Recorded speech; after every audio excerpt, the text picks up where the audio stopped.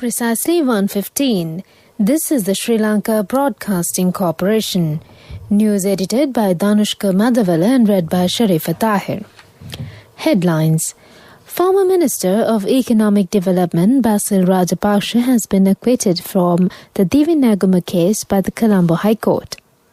A total of 8 persons died due to the unrest reported at the Mahara prison, more than 50 persons injured. The percentage of COVID-19 recoveries in Sri Lanka stands at 72.39.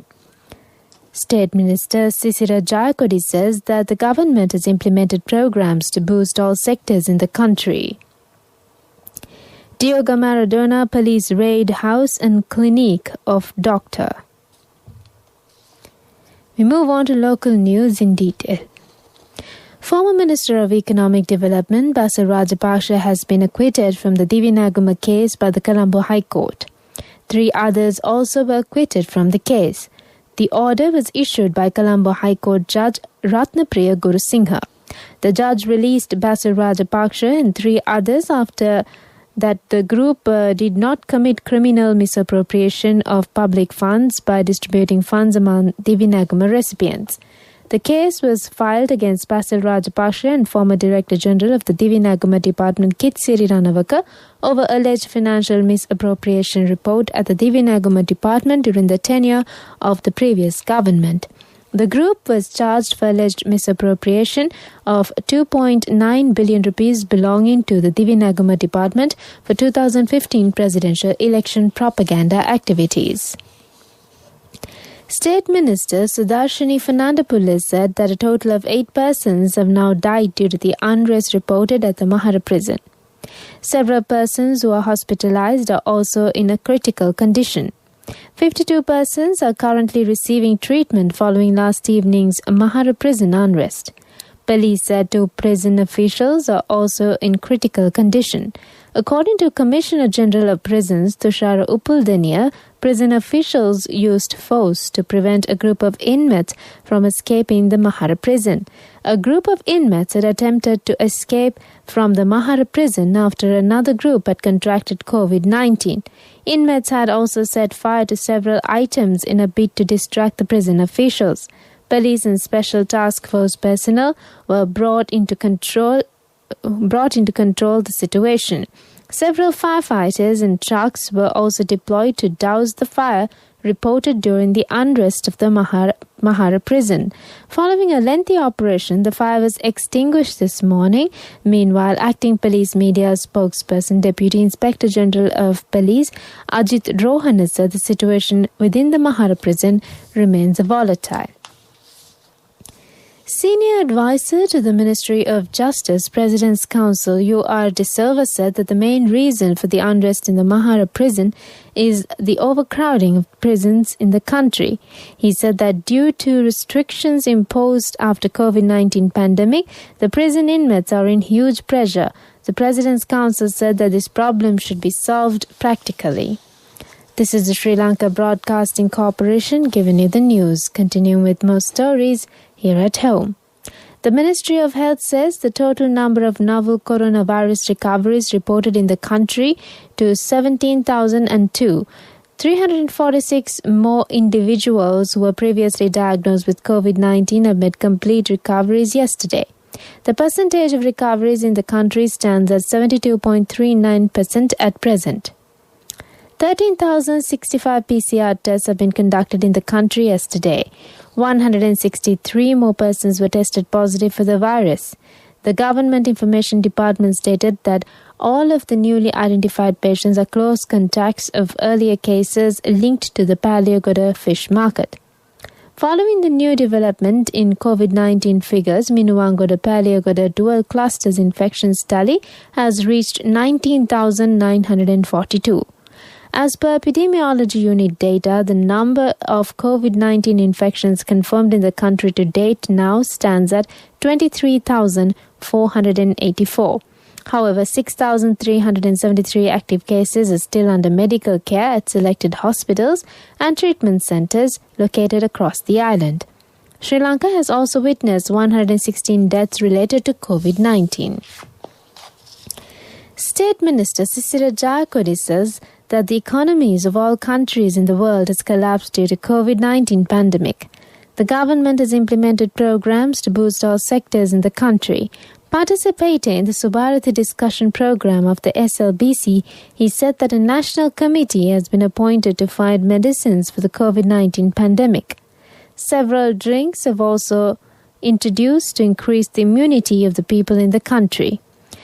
Joining the debate, Chairman of the State Pharmaceutical Corporation of Sri Lanka, Dr. Utpala Indravansa, said that the country spends 130 million or rather billion rupees annually to import drugs to the country. He added that Sri Lanka will self-sufficient for the medicinal drugs by the year 2023. That came to you on Local News. A mother knows the pain of each member of the family. Siddhalepa, the trusted relief for aches and pains. An effective therapy for relief from cold, sneezing, flu, headaches, swelling due to toothaches, rheumatic, discomforts, and muscular aches and pains. Siddhalepa, the Veda Mahatmya in every home. The main news story is brought to you by Siddhalepa Veda Mahatmya. Another 349 Sri Lankans who were stranded overseas due to travel restrictions imposed amidst the COVID-19 pandemic have arrived in the island early this morning. 275 Lankans arrived at the Bandaranaike International Airport from South Korea. The group was subject to PCR tests at the medical laboratory at the airport and directed to quarantine centers. 21 Lankans from Qatar and 53 from Japan also arrived at the BIA with special permission from the government. The main news story was brought to you by Siddhalepa Veda Mahatmya. Brush your teeth twice a day for healthy teeth and gums. Supiriviki and Kakulu, your trusted brands in oral care for many years. Supiriviki Ayurvedic toothpaste for adults. Kakulu Ayurvedic toothpaste for kids. 9 Ayurvedic ingredients of Supiriviki will protect your teeth and strengthen your gums. Supiriviki and Kakulu, products from Siddhalepa. And on What's Live, the Education Ministry has called for feedback from teachers on the extent to which the GCE O-level syllabus has been covered in classroom for students. Teachers have been requested to provide details by today by logging on to the Education Ministry official website info.moe.gov.lk. The website once again info.moe.gov.lk. Teachers are advised to send an email mentioning the name of the teacher, telephone number and the relevant school in the event they are unable to log in to the website. Moving on to world news. Headlines. Dr. Fauci warns of surge in cases post-Thanksgiving. Australia demands China apologize for posting repugnant fake image. Diego Maradona, police raid house and clinic of doctor. World news in detail. U.S. infectious disease expert Anthony Fauci has warned that the country could see surge upon surge of coronavirus cases in the coming weeks. Millions of people are returning home following the Thanksgiving holiday.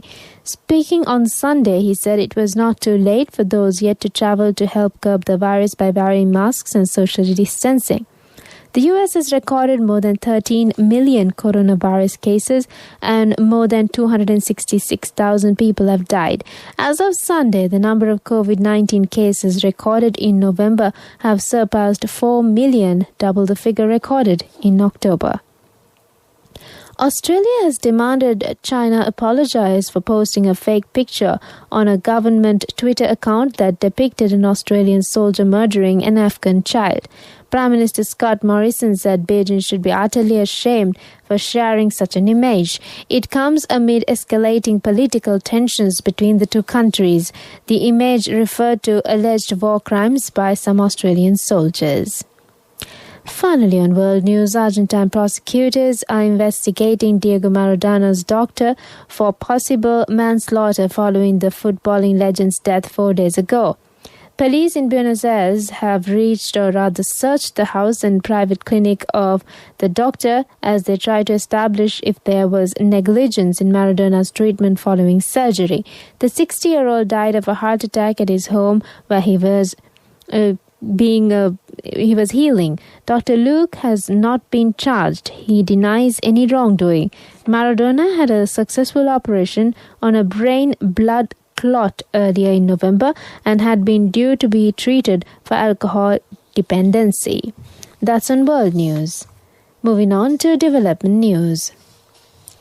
Sri Lanka having a great deal to offer to the upper middle class tourist groups of China, it was suggested by Dr. Palitha Kohana, the ambassador designate to China, to produce a motion picture for the Chinese market to convey an invitation to visit the beautiful sights of Sri Lanka and experience the gracious hospitality and friendly people.